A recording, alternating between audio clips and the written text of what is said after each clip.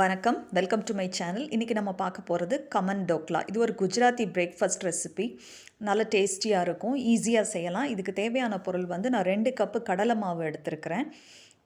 எங்களுக்கு தேவையான அளவில் 2 கப்பு. ஸோ நான் 2 கப்பு இதே கப்பில் தான் நான் எடுத்திருக்கிறேன். இதே கப்பில் 2 கப் தயிர் வச்சுக்கோங்க.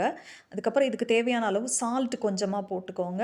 அப்புறம் 1 டேபிள் ஸ்பூன் சுகர் போட்டுக்கோங்க. ரா சுகர் போட்டுக்கலாம். நீங்கள் வந்து நாட்டு சக்கரை போடலாம், அல்லது நீங்கள் சாதாரண சுகரும் போடலாம். நான் சாதாரண சுகர் தான், ஒயிட் சுகர் தான் நான் ஆட் பண்ணியிருக்கேன் இதில். இது சேர்த்த பிறகு நம்ம தயிர் சேர்க்கலாம். ரொம்ப புளிப்பு இல்லாத தயிராக இருக்கணும். புளிப்பு உங்களுக்கு வேணும்னா புளிப்பு உள்ள தயிர் எடுத்துக்கலாம். ஏன்னா இது கொஞ்சம் புளிப்பு, இனிப்பு, காரத்தோடு தான் இது இருக்கும். நல்ல டேஸ்டியாக இருக்கும், சாஃப்டாக இருக்கும், ஃப்ளஃபியாக கேக் மாதிரி இருக்கும், ஃபில்லிங்காகவும் இருக்கும். இது ஒரு நல்ல பிரேக்ஃபாஸ்ட் ரெசிபி. ஈஸியாக குயிக்காக நம்ம செய்யலாம். டிஃப்ரெண்ட்டாகவும் இருக்கும். பிள்ளைங்க பெரியவங்க எல்லாருமே லைக் பண்ணி சாப்பிடுவாங்க. இதை நல்லா மிக்ஸ் பண்ணிக்கோங்க.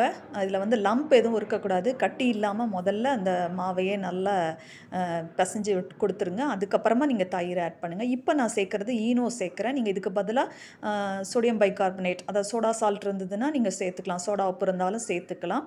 இது வந்து 1 டேபிள் ஸ்பூன் நான் எடுத்துருக்கிறேன். நீங்கள் 1 டீஸ்பூன் கூட எடுத்துக்கலாம்.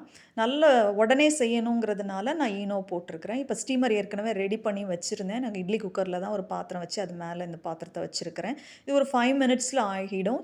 நீங்கள் திறந்து பார்த்து செக் பண்ணும்போது ஒரு ஷார்ப் எட்ஜ் உள்ள எந்த ஒரு இன்ஸ்ட்ருமெண்ட்னாலும், நான் இப்போ நைஃப் தான் விட்டு பார்க்குறேன், அல்லது நீங்கள் ஸ்பூன் கூட விட்டு பார்க்கலாம். விட்டு பார்த்தீங்கன்னா ஒட்டாமல் வந்துருச்சு. எனக்கு அந்த பதம் வந்துருச்சு. இப்போ நம்ம வெளியே எடுத்துடலாம்.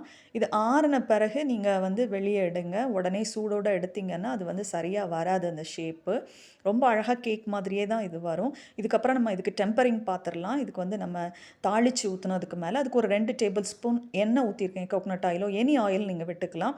அதுக்கப்புறம் 1 டீஸ்பூன் நான் வந்து குமின் சீட், ஜீரகம் ஆட் பண்ணுறேன்.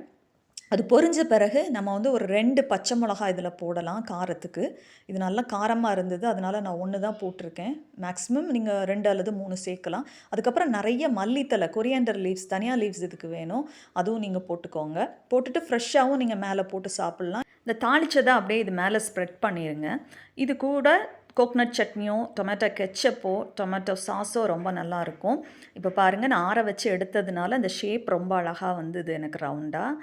அந்த எல்லோ அண்ட் க்ரீன் காம்பினேஷன் பார்க்குறதுக்கே அழகாக இருக்குது. இப்போ நான் கட் பண்ணி காட்டுறேன் பாருங்கள். உள்ளே நல்லா ஃப்ளஃபியாக கேக் மாதிரியே வந்திருந்தது. இது ஒரு டிஃப்ரெண்ட்டான பிரேக்ஃபாஸ்ட் ரெசிபியாக இருக்கும், ஃபில்லிங்காக இருக்கும். எனக்கு அதை ஒரு நாள் நீங்கள் செஞ்சு கொடுத்தீங்கன்னா எல்லோரும் விரும்பி சாப்பிடுவாங்க. செய்து பாருங்கள். இந்த ரெசிபி உங்களுக்கு பிடிச்சிருந்ததுன்னா என்னோடய சேனலை சப்ஸ்கிரைப் பண்ணுங்கள், உங்கள் ஃப்ரெண்ட்ஸ்க்கு ஷேர் பண்ணுங்கள். தேங்க்யூ ஃபார் வாட்சிங், subscribing my channel. Have a nice day.